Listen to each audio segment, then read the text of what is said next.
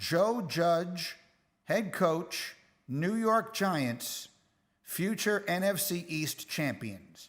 And by that, I mean 6 or so weeks from now. I think the Giants are going to win that division.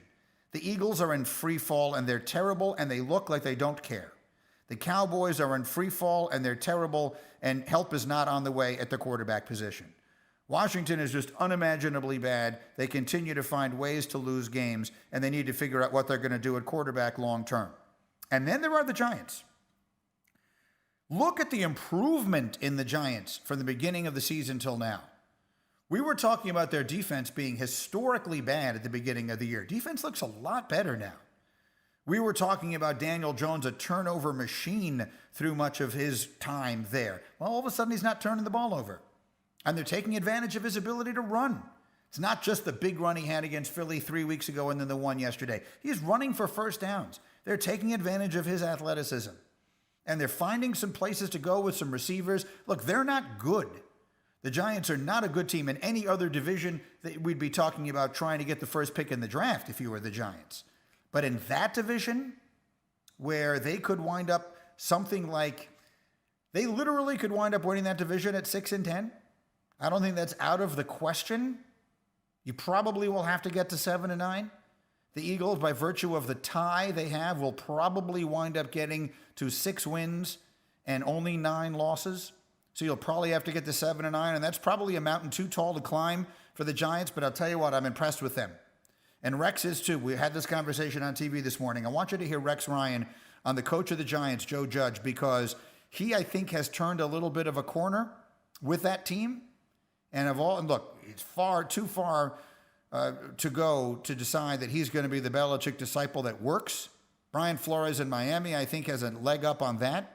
But I like what I'm seeing from a coach whose team plays hard for him every single week. And he was Rex Ryan this morning talking about Joe Judge, the coach of the Giants. I have not been a Joe Judge fan at all. Joe Badass and all that. That stinks. But I tell you what, he got my respect, and he earned his team's respect the night before the game. What he did was absolutely brilliant. He showed effort plays, hustle plays, passion, and he said, this is our football team. And to me, all of a sudden, the Giants came out a different team, like they could breathe a little bit. And it wasn't Joe Badass, it was Joe's one of us. And to me, that was huge, and his team's responding that way. I'll tell you what. So my hashtag KOD is not that the Giants are going to win the division. I think they have a really good chance. I think they're the best team in the division. If you restarted the season and played it all now, they'd win it easily. They're by far the best team right now in the division, but they put themselves so far behind the 8 ball by looking so bad at the beginning of the year. But my hashtag KOD is this. I think they have a quarterback. You know, all this talk about which teams would give up on the young quarterback that they have if they found themselves in a position to get another one. Would the Giants, would the Jets, would the Dolphins, would the Cowboys, if they wind up in a position to draft one of the quarterbacks? I believe Daniel Jones is a quarterback. I think they've got it.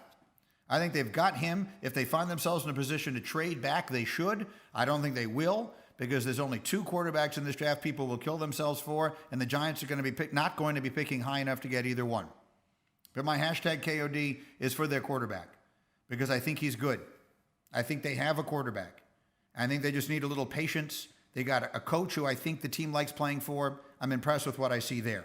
The rest of the division is a catastrophe. All right, Greeny with you, presented by Progressive Insurance, my guest on the Shell Pennzoil Performance Line. And then it comes back to the tie. The tie that the Eagles had earlier this season. The tie that their head coach, Doug Peterson, was willing to accept late in an overtime against Cincinnati. And, everybody was crushing him for it. You can't play for a tie. I'd rather lose than tie. Look at the freaking standings now and tell me you can still say that with a straight face. I said it then, and I'll say it again.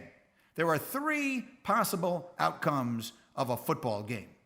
Winning is better than tying, and tying is better than losing. And I'm telling you right now, if the Eagles are going to make the playoffs this year, which at the end of the day is the goal, it will be because of the tie. It will absolutely be because of the tie. And so when I was pounding the table about this 2 months ago, I was right and I'm still right, and the next time it comes up, I'll be right again. Thank you for watching ESPN on YouTube. For live streaming sports and premium content, subscribe to ESPN+.